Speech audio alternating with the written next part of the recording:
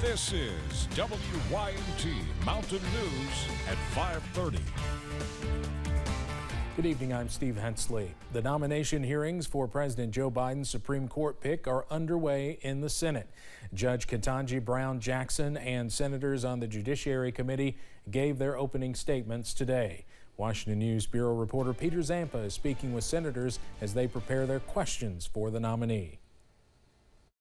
It's a crucial moment in history for these senators on the Judiciary Committee, deciding on a lifetime appointment to the Supreme Court. With opening statements finishing on Monday, the grilling of Judge Ketanji Brown Jackson begins.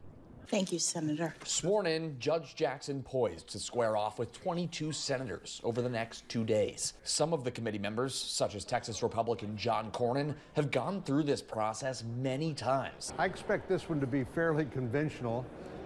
First of all, this doesn't really change the balance of the court. This is Cornyn's 8th Supreme Court confirmation process. The former lawyer and judge says a lifetime of preparation helps him in these hearings. He says he plans to direct his 50 minutes of questioning toward Jackson's judicial philosophy. Is she going to be a politician wearing black robes and be making policy pronouncements? Hawaii Democrat Mazie Hirono has sat through 4 nomination hearings. She thinks Judge Jackson is the most qualified nominee she's questioned. Part of Hirono's job during the hearings, she says, is to highlight those qualifications. At the same time, I'm preparing for the need to rebut whatever the Republicans will lodge. Hirono says the hearings require preparation unlike any other because of the gravity of the position and the length of questioning. With serious issues currently before the nation's high court, like abortion rights and voting rights, Hirono argues these nominees are as consequential as ever. She's very fair-minded,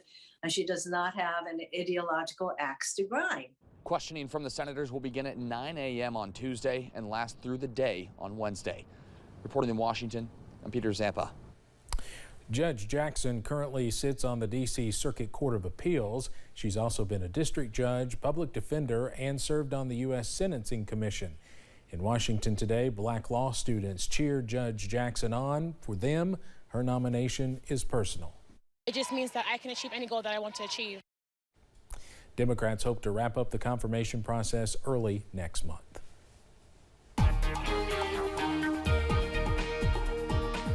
An absolutely gorgeous day around the mountains today. Starting to see an increase in some cloud cover, though, as we run through the remainder of the evening hours. That's going to be a trend we notice as we head through the remainder of today. Outside right now, though, look at this beautiful sky out there. I-75 at London. Well, the sky's a little dull, but it's still beautiful outside. May not be bright and sunny, but temperatures remain in the 70s. Mountain Parkway at Slade, well, we're seeing a little bit more of that cloud cover working in, but it's high cloudiness at this hour. Same thing into downtown Whitesburg, but the sun is still out. We're sitting at 68. Now, I want you to notice, too, that dew point of 27.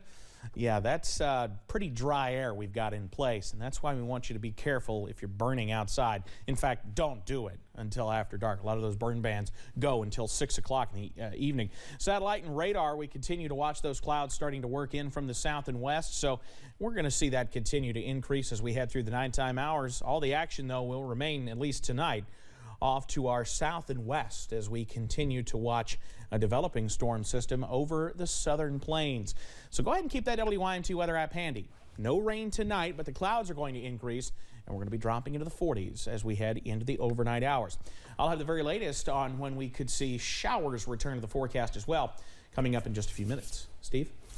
All right, Evan, thank you. The search is on for a man who held up a Central Kentucky store Saturday night and ordered 2 store workers into a cooler.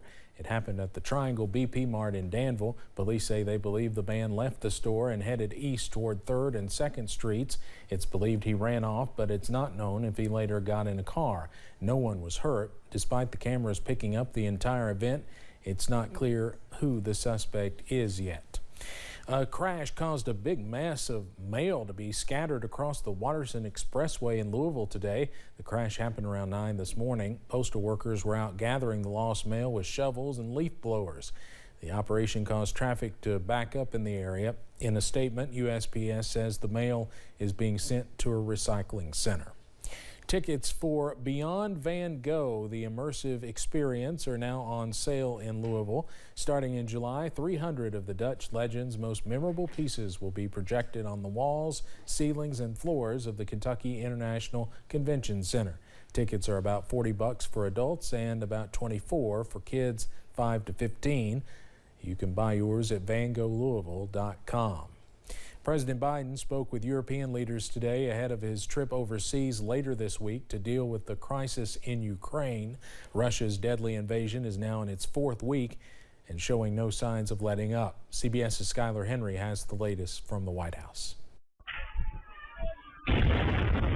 Surveillance video shows Russian troops opening fire on protesters in the occupied Ukrainian city of Kherson. Russian missiles are also pounding targets in Kyiv. At least 8 people were killed in an attack Monday on a shopping mall. Russia claims the shopping center was being used to store weapons, but the U.S. lays the blame squarely at Russia's feet. Each day brings more harrowing attacks, more innocent men, women, and children killed. In the hard-hit port city of Mariupol, leaders have rejected Russia's offer to allow civilians to leave in exchange for surrender. A senior U.S. defense official tells CBS News the southern city is becoming increasingly isolated, but overall, the Russian invasion remains largely stalled. Russia is intensifying their bombardment and long-range fires on cities and population centers throughout the country. President Biden spoke with European leaders by phone for nearly an hour ahead of his trip later this week to Belgium to discuss the ongoing crisis.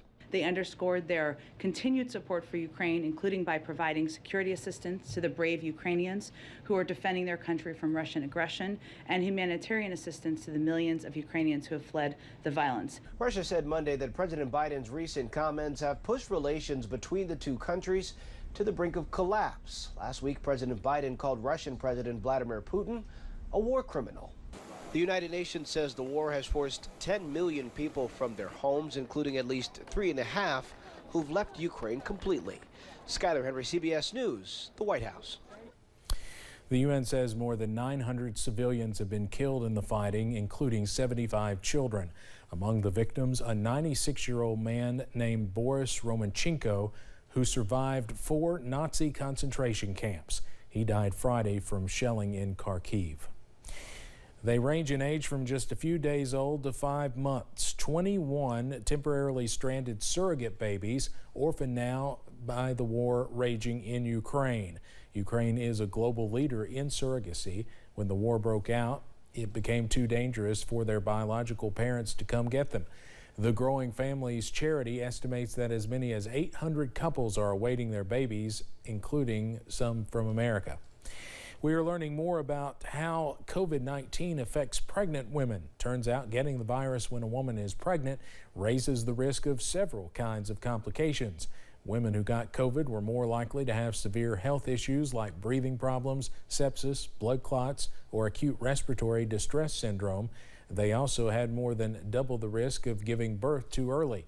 So what does that mean for the baby? That's something scientists are still learning more about, so they are recommending doctors keep a close eye on babies whose moms got COVID. Vaccine advisors to the FDA are set to meet April 6th to discuss the possible need for COVID-19 vaccine booster shots down the road. They are looking at the potential process for selecting variant-specific boosters and whether the vaccine could become an annual shot similar to flu shots. Representatives from the U.S. Centers for Disease Control and Prevention and the National Institutes of Health will take part in the vaccine committee meeting. No official vote is planned, and there will be no discussion of any specific products applying for authorization for approval. Stop texting and use WhatsApp instead. That's what the mobile messaging service hopes Americans will do. So it's on a big campaign spree, putting up billboards and hoping for downloads. WhatsApp is used by more than a quarter of the world's population. It's huge in countries around the world, but here at home it's not all that big. Only about 19% of Americans have it. In a push to change that, this new campaign is appealing to the big conversation happening right now around data privacy. Single parents looking to find a partner have a new tool. The online dating company Match has just launched Stir, an app that focuses on linking unattached parents. Officials say they want to make sure there's a place for men and women with kids to, quote, feel like they can be themselves. In data from nearly 1,500 STIR members, 27% of single parents say scheduling conflicts make it hard to date in general. Most polled also say financial stability and emotional maturity are among the qualities most sought after in a potential mate.